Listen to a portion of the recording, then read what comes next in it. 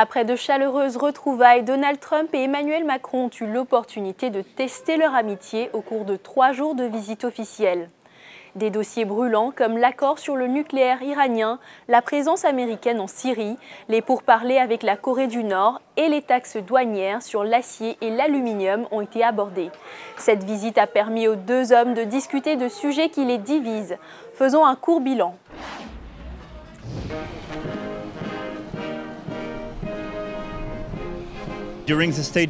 Lors de cette visite, nous aurons l'opportunité d'échanger sur plusieurs questions bilatérales, sur la sécurité, le commerce, ainsi que sur des questions d'ordre multilatéral qui sont très importantes pour nos deux pays et bien au-delà. Lundi, au cours de leur dîner privé, les deux hommes ont parlé de la situation économique américaine et de la préparation des élections à mi-mandat. Ils ont aussi abordé la régulation d'Internet, la lutte contre la radicalisation et le terrorisme. Des points de friction comme les taxes douanières que Donald Trump veut imposer à ses partenaires sur l'acier et l'aluminium ont également été évoqués. Ce matin, la question du nucléaire iranien était enfin sur la table. L'accord iranien est un dossier important dont nous allons parler. Il fait partie d'un cadre plus large, celui de la sécurité dans la région. Avec la situation actuelle, les prochaines élections en Irak, nous devons préserver la stabilité de nos alliés dans la région. Ce que nous voulons faire, c'est contenir la présence iranienne dans la région. Donald Trump, quant à lui, n'a pas mâché ses mots. Il a fustigé l'accord nucléaire iranien en présence d'Emmanuel Macron. Les gens connaissent ma position sur l'accord iranien. C'est un accord horrible, un accord que l'on n'aurait jamais dû conclure. La décision finale de Donald Trump n'est pas encore connue. Le président français espère au cours de cette visite convaincre son homologue américain de ne pas sortir de cet accord signé en juillet 2015 après 10 ans de négociations. Leur conférence de presse conjointe de cet après-midi ne laisse pas croire que ce sera chose facile.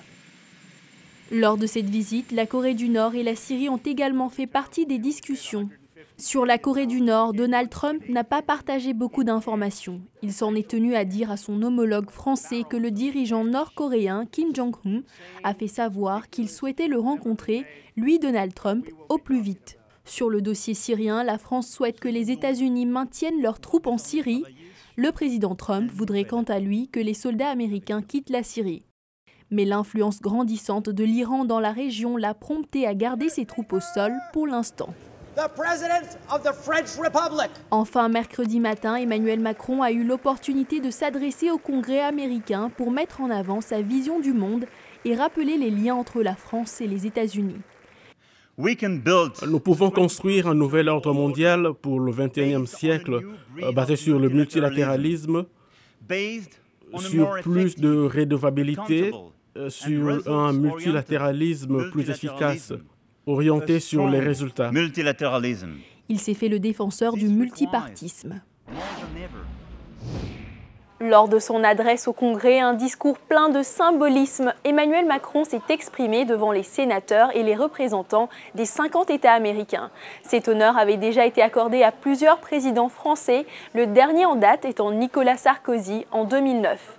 Emmanuel Macron a plaidé pour une action commune des deux pays.